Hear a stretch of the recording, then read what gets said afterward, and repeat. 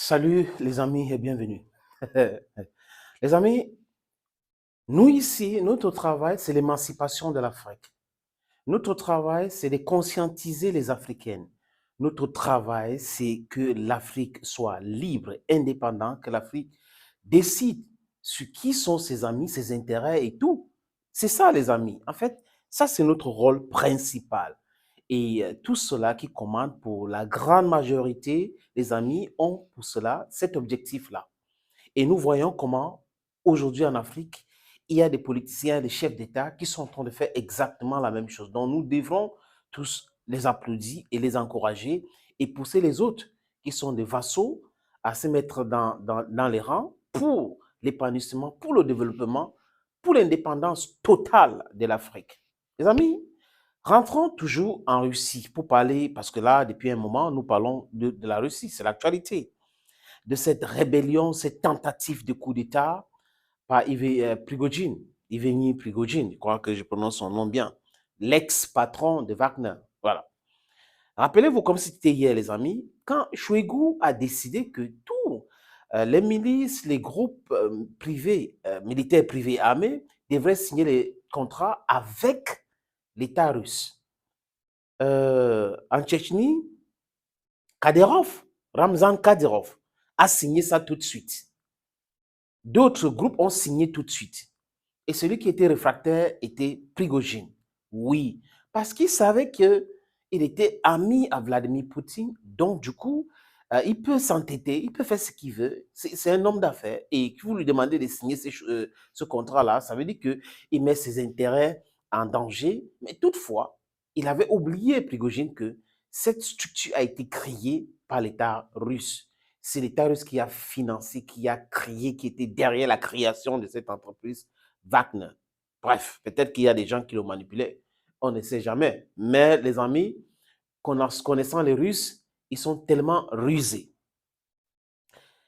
Je vais poser une question pour ceux qui aiment dire oh, l'Occident, surtout pour les turiféraires, les supporters de l'Occident. Nous trouvons que l'Occident manque trop, que l'Occident est trop dans la propagande et que l'Occident n'est pas sérieux et que l'Occident n'a pas d'amis. L'Occident n'a que des intérêts égoïstes. Les intérêts de l'Occident d'abord et les intérêts des autres après. On peut voir ça à travers l'histoire du monde. D'ailleurs, c'est eux qui ont promu ce concept en géopolitique entre États, il n'y a pas d'amis, il n'y a que d'intérêts. Alors que sur d'autres cieux, d'autres systèmes de gouvernance, on voit qu'il y a d'intérêt et de l'amitié. Mais chez eux, c'est uniquement des intérêts. Regardez comment ils sont en train de se bouffer entre eux le gaz américain qu'ils sont en train de vendre à l'Europe 4 fois plus cher et autres et tout.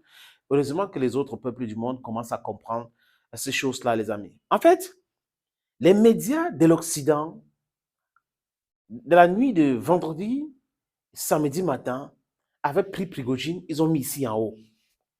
Ce monsieur que vous voyez là était apprécié par tout le monde, par les médias, BFM, LCI, TF1, Deutsche Welle, Radio-Télévision canadienne, BBC, CBS, toutes ces chaînes-là, les radios, ils ont mis, c'est-à-dire qu'ils étaient tous en direct.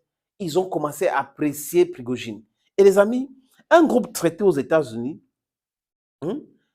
paramilitaire traité aux États-Unis comme groupe terroriste, traités en France comme des terroristes, les mercenaires, c'est comme ça qu'on les appelle. Du tout, en quelques heures, ces mêmes médias et ces mêmes diplomates ont commencé à parler de combattants. Oui, combattants pour la liberté. Franchement, ils vont libérer le peuple russe. Jusqu'à Zelensky lui-même, les amis. Allez vérifier. Hein? All what I'm saying here, you can verify. Zelensky lui-même a dit, au moins Prigogine, c'est lui qui dit la vérité. Les autres mentent. Il dit la vérité et que c'est une bonne chose.